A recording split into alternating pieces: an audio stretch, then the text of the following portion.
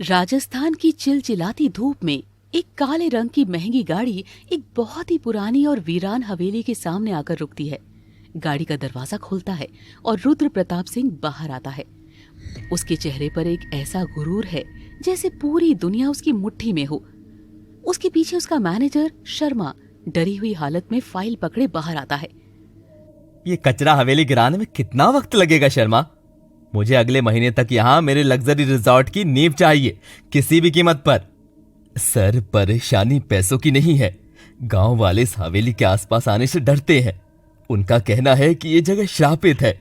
उनका कहना है कि यहाँ नाग नागिन रहते हैं। रुद्र एक सर्द मुस्कान देता है और शर्मा के कंधे पर बहुत जोर से हाथ रखता है। शर्मा डर के मारे कांप जाता है। शर्मा, रुद्र प्रताप सिंह भूत, श्राप और सांपों से नहीं डरता। दुनिया में अगर कोई श्राप है तो वो मेरी जिद है। मैं जो चाहता हूँ वो मुझे हर हाल में मिलता है। तभी हवेली के अंदर से एक बहुत तेज हवा का झोंका आता है।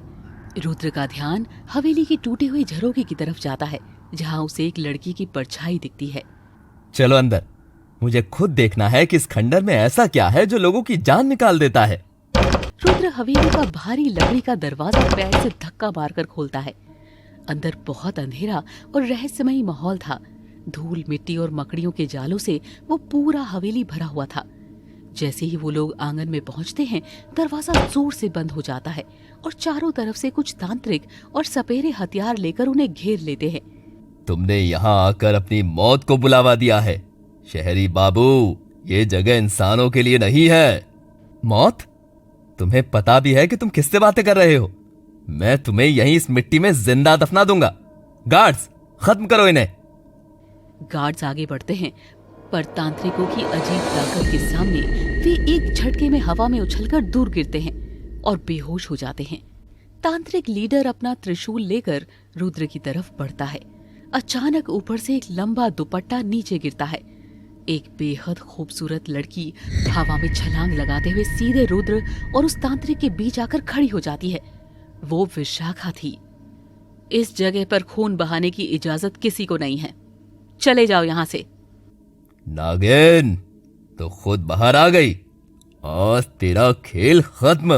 तांत्रिक विशाखा पर हमला करता है, लेकिन विशाखा अपनी अमानवीय फुर्ती से अकेले ही उन सबको बुरी तरह मार गिराती है।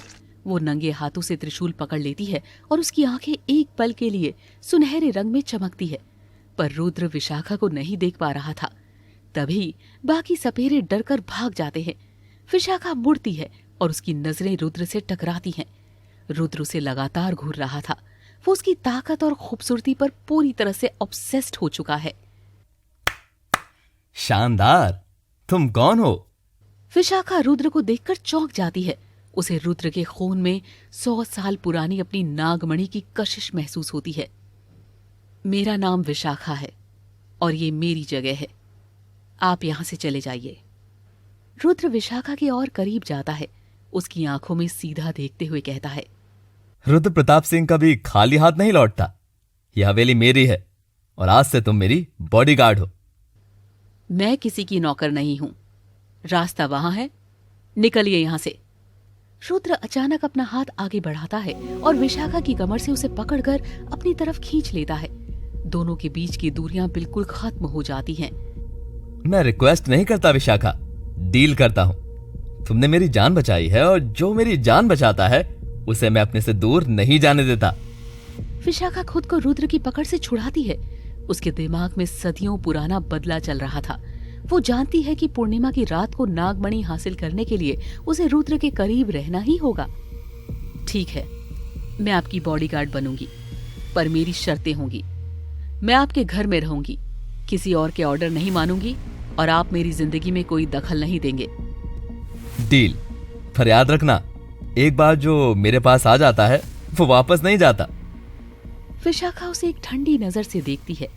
उसकी आंखों में 100 साल का जहर और बदले की आग थी।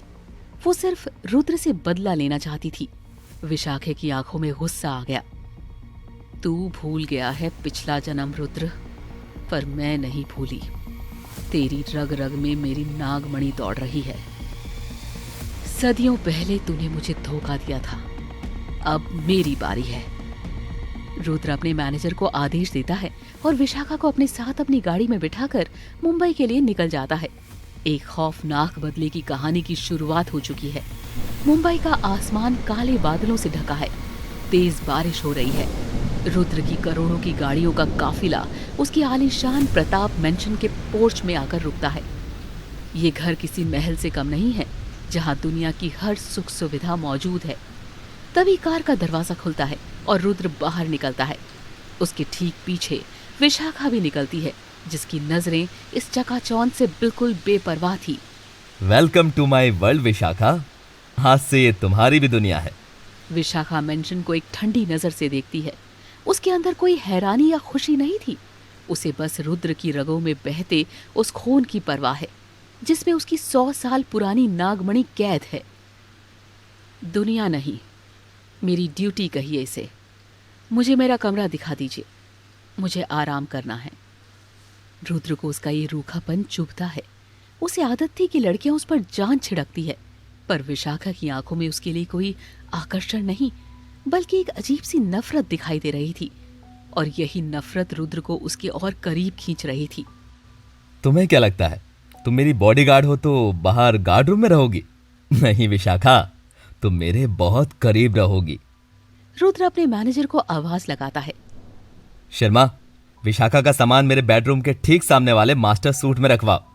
और हाँ, आज से मेरे फ्लोर पर मेरे और विशाखा के अलावा कोई भी नौकर या गार्ड बिना इजाजत कदम नहीं रखेगा। जी जी सर। मुझे इतनी प्राइवेसी की जरूरत नहीं है। मैं अपना काम बखूबी जानती हूँ। पर मुझे जरूरत है। मैं हर वक्त, हर सेकंड तुम्हें अपनी नजरों के सामने देखना चाहता हूँ। तुम्हारी आंखें, इनमें एक आग है विशाखा, और मुझे आग से खेलने का बहुत शौक है। आग सिर्फ रोशनी नहीं देती मिस्टर रुद्र, वो जलाना भी जानती है।